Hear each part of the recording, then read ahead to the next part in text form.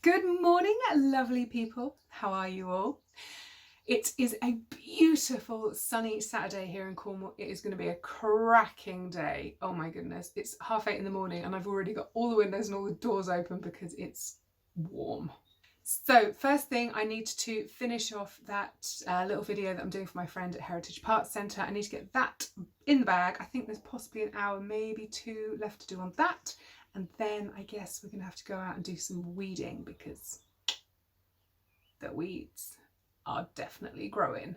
Right, so let me get this video finished and then I'll see you directly. Alright, so it's taken me just over an hour and I've pretty much finished that video. So I just downloaded it. It's only 3 minutes long, it's a tiny little video file. So I downloaded it and I just watched it for the first time like on proper full screen size on the laptop with Johnny because he's a very good critique of mine. And there's one clip in there that as I was editing it was really bugging me, but it wasn't until I saw it on the big screen and sat next to Johnny who was watching this video for the first time as well, and he went, "Oh!" And that's what my brain did every time I saw that clip during editing. But because I was so intent on like getting the whole little video finished, like I didn't allow myself to say, "Oh, why am I reacting to that clip?" Anyway, this is what the clip was of. I wanted to show, so I was talking about the storage in the van and how important it is to have lots of storage, and it was a shot of that cupboard and it looks hideous. So I'm just going to have a quick tidy up of this. I'm going to swap this nasty yellow bag out for a much prettier and more in keeping colour bag. I know it sounds ridiculous, but visually these things matter because it really jarred when you saw this cupboard, the upside down kettle and the bright yellow bag.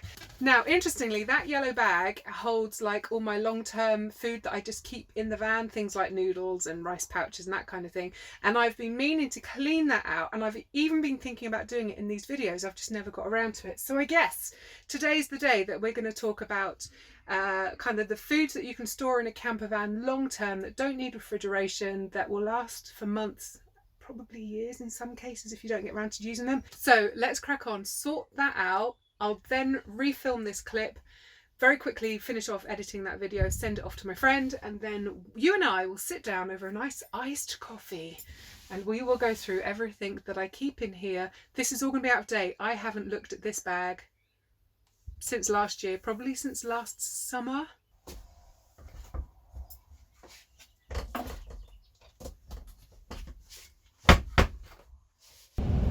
So Johnny has decided to pop into town to get some bibbles for tonight's cheese and wine party that he has on his own every Saturday. And I'm tagging along for the ride because I'm going to go have a quick wander around town with the camera to see what a quarantined tourist town on a sunny, hot bank holiday weekend looks like. And I imagine it's going to be really very sad. This weekend with this weather, the town, all the seaside towns like Lou should be just raking in the cash, and unfortunately that ain't going to be happening today.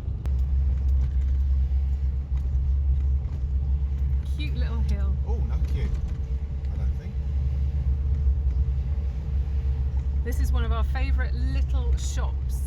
This is West Lou. We're coming into the back end of Lou, and there's a little Londis here. It's tiny, it's like a TARDIS, and they sell the most random ingredients. But like if you ever think, oh, I need that really quirky ingredient that I'll have to drive 25 miles for, you come here and the chances are they'll have it. What are you getting, Johnny? Foot.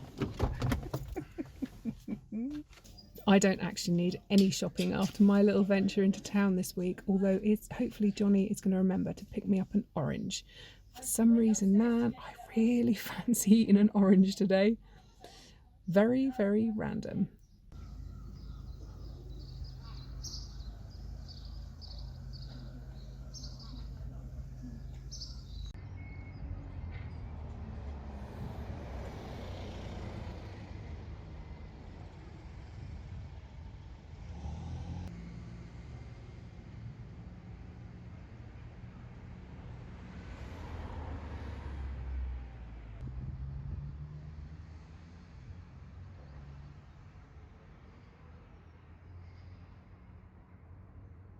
This is the quieter side of Lou, but it wouldn't normally be this quiet on a bank holiday weekend.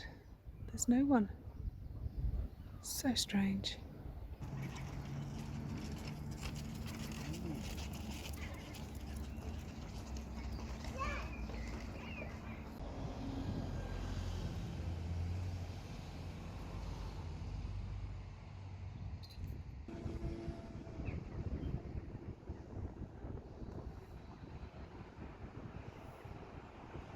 Oh, isn't that lovely?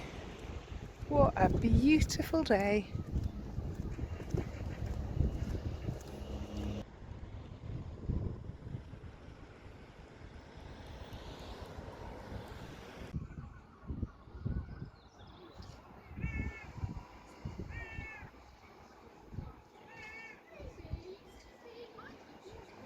Well, that was a nice little escape from the farm. Johnny got some bits and bobs and I got an orange, or possibly two, which is quite exciting. Right, should we go back to the farm? Aye. Yeah, let's do just that. This tiny little lane, it always cracks me up. It has gardens growing in the middle of it. This is proper backcountry Cornwall driving. And if you're going to drive down lanes like this, please make sure you know how to reverse. Now that's what I'm craving today. I can't even remember the last time I ate an orange, but man, do I fancy one today. Good God, that didn't even touch the sides. Oh, that was so tasty. Alrighty, we're back home now. Johnny's in the background making coffee, so try and ignore all the banging and crashing if you can. This is the contents of that bag that I pulled out of Myrtle earlier, so I'm just quickly going to whiz through what we've got in here. This has not been checked, like I say, in months. This is not what I would advise you to carry. This is just what I seem to have left over from last year's camping, because I haven't actually got around to changing it out yet. All of this food, I would put money on, is out of date. As you've probably worked out by now, that doesn't actually bother me if it's in pouches, if it's dried, or if it's in tins. Best before dates. There is no reason that you need to throw food away that is in this kind of form if it's past its best before date. The dates that you need to take note of are the use by dates, and certainly on things like fresh meat and fish and that kind of thing. So coconut milk, I'm lactose intolerant, so I can't have dairy milk, so this comes in very useful when I need something sweet or if I need to make a soup or something creamy. I've got 4 tins of tuna in here, a couple of pouches of microwave rice. This you can eat straight as it is from the pouch, or you can fry it, or you can steam it. There's lots of ways of using this in a camper van. Obviously, I don't have a microwave. I know that some of you do, some of you fancy campers. Some egg noodles, they're really quick to cook and they're a really good carb. We've got some instant noodles, which obviously are even quicker. I don't use the sachet in these things, I've been that, but I use the noodles as a base. And if anyone doesn't know, there is a free ebook on my site, which is a little gift when you sign up for my newsletter. I'll leave a link to that below if you want to go and find it out. It's a bunch of recipes using these blocks of instant noodles, but like pimping them and binning the sachet. We don't use the sachet, that's full of crap. The noodles themselves, they're cooked and dehydrated, so they're absolutely fine. Instant mashed potato, that was left over from a recipe I did with you guys. There's half a bag of regular basmati rice. These little curry pots are really good. There's 2 in there.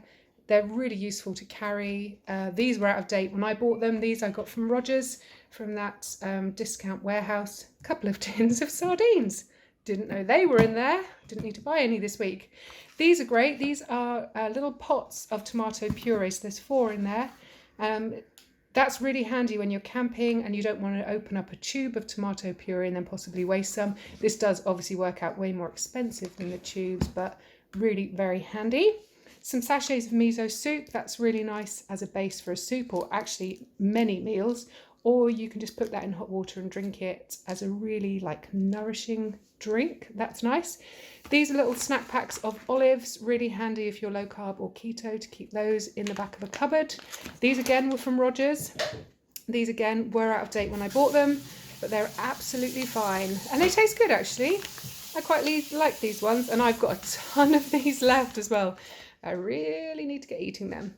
And then over here we've got a couple of bags. So these are meals that I've put into a Ziploc bag in that big yellow bag that was in the van. So this is to make stovetop rice pudding. I'll leave a link to the video to that below. So that's just the ingredients, and I've also scribbled out the instructions on how to make that. And then this is another meal. So this looks like a Thai green curry noodle dish. These are low carb noodles. Again, didn't realise they were in there. They're they're just out of date. I'm actually going to keep them in the house and use them. These things are kind of weird. They're made of konjac flour, but they're very low carb or zero carb. But just make sure you rinse them in lots of cold water before you cook them, because otherwise they're a bit gross. And a tin of coconut milk, which I didn't realise is bashed, so that needs to come into the house and get used to. Tins that are dented, or if there's any rust showing on them, don't keep those for long-term storage. You want to get those used up as quick as possible. So I'll keep this one in the house and do something else with that. But to put a meal inside an old Ziploc bag, inside your camper van, when you're in a hurry and you just want to eat something, this is a really handy way of not having to think. You just pull out a bag and you've got a meal, which is really good. I'm also going to show you what's in this little zip-up bag, but I'll do that a little bit later because this is food that I've dehydrated. I'll go through that later in the video, but for now I'm just going to sort out all this lot, work out what I want to keep in the house and what can go back in the van. Check out my noodle date. How impressive is that? Johnny, do you want noodles for tea? Okay. Alrighty, that's all that going back in that bag. I haven't actually sorted through it very much. I've had some work to do since I last chatted to you. So I've taken some of the things out that were really out of date. I've put in like those tuna tins. They're all fine. There's a handy hint when you're storing cans. I've started writing the date in Sharpie on the top so you can so quickly and easily see at a glance if you need to use something up or not. So I'm just going to leave that stuff in there. I'm going to go and pop this back in the van. This is actually a different bag again, but the other one that I used for that pretty little clip for Heritage, the bag is actually too big for that space, so I'm hopeful that will be better. Johnny's out strimming. If you can see the smoke and hear the noise, apologies. Right, let's talk about this little bag, and I might have to shout because he's being very noisy. Alright, so this is one of those packing cubes. Have you seen these? These are brilliant and I love them. These aren't great quality. I just got them off Amazon, but they're really handy for like storing clothes, in this case dried food. Really very useful. I've already pulled this out of the bag. I don't even know what that was. It looks moldy, it looks gross. The stuff in this bag has not been touched probably for 3 years. I'm not going to lie, most of this will need throwing away. That bag has already gone. We've got some rice noodles. These are handy. These don't need cooking. They just need soaking in hot water for a few minutes, which is very, very handy. These again, the date will be gone. These were March 2019, the date. Doesn't bother me in the slightest. They will stay. In this big Ziploc bag are smaller Ziploc bags. If I'd thought that these would stay in the van like this for so long, I would have definitely vac packed them, probably into portion sizes. I didn't, which was very silly. This is dehydrated peas, so you buy 1 or 2 bags of frozen peas from the supermarket, whack them through the dehydrator, and then you've got easy, quick vegetables that are really lightweight. They don't take up any space, really useful to just throw a handful into something wet that you're cooking. Obviously they do need wet, they need water or stock or something so that they can rehydrate and then cook.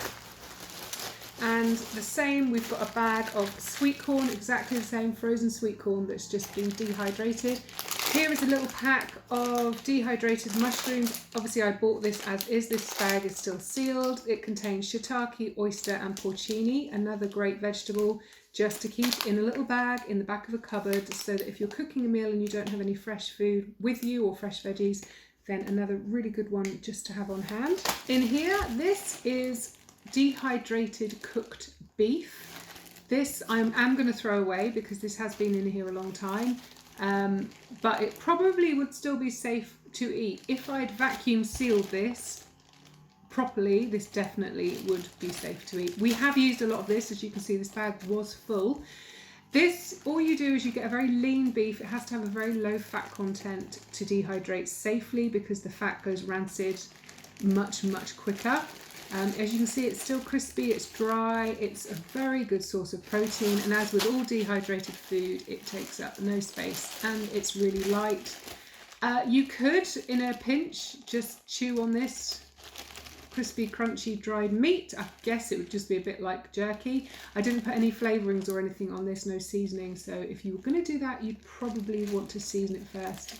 Apparently this is sketty sauce or spaghetti sauce if you're a normal person. In this case, all I've done is make up a batch of tomato-based spaghetti sauce and then pour it out onto the dehydrator sheets and like spread it really thin as if you were making fruit leather, that kind of thing, and then dehydrate that. And I've obviously put them into serving size pouches, so this would be enough food for 2 people. Now, honestly, I struggled with this because this took so long to dry, way longer than a fruit leather. This was really annoying.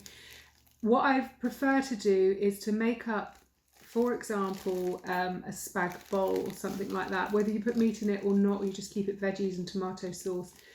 Having the spaghetti or the pasta in with the sauce as you dry it, it kind of lifts it off the sheet, so it dries so much quicker. This all got stuck onto the trays, even though they were non-stick. It was just really annoying. I was going to say I'm going to throw this away, but I'm actually wondering if I should rehydrate one and just see what it is like. Let's try one. So here it is, mostly rehydrated. There are still a few of the bigger lumps that are still breaking down. I'm going in. Oh, there's a chili kick. Wow, it tastes of tomatoes. The taste is okay, actually. It just tastes like tomato sauce. It's very dark in colour. That might be because it's been aged, shall we say. I am loath to be throwing food away right now because none of us know what's around the corner. So I will just stuff it back in that bag in the camper kitchen. Basically, I am deferring the decision to the future Jane. Today, Jane, she's going to ignore the date on it and she's just going to stuff it back in the van. You knew I was going to do that, didn't you? I think I probably did too, to be honest.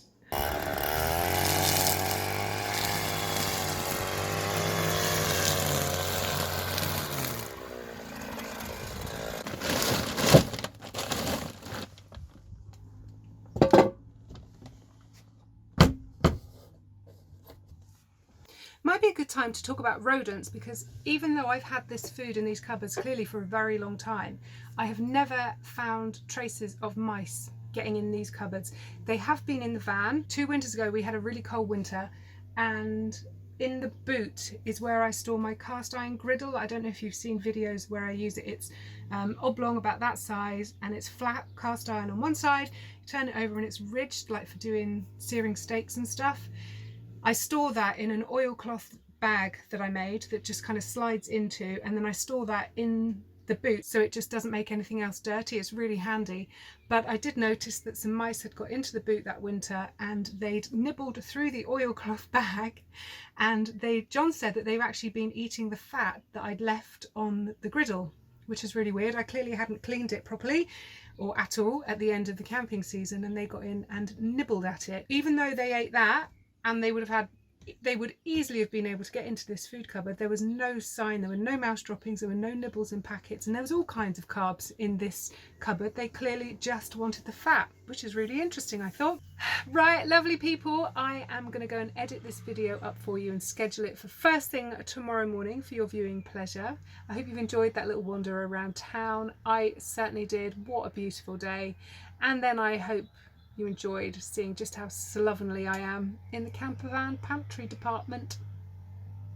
One of the biggest questions I get asked is about what food and what crockery and what tools and equipment do you keep in your campervan kitchen.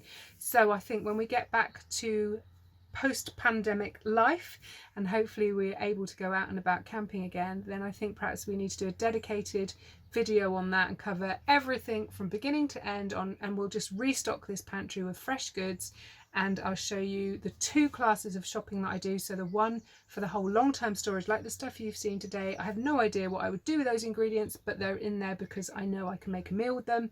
And then how I plan each particular camping trip as to the recipes, the things, the ingredients that I specifically need to buy for that trip, that kind of thing. So I think that would actually make quite an interesting video.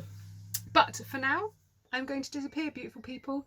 As always, keep smiling, look after each other, and I'll see you guys tomorrow. Take care.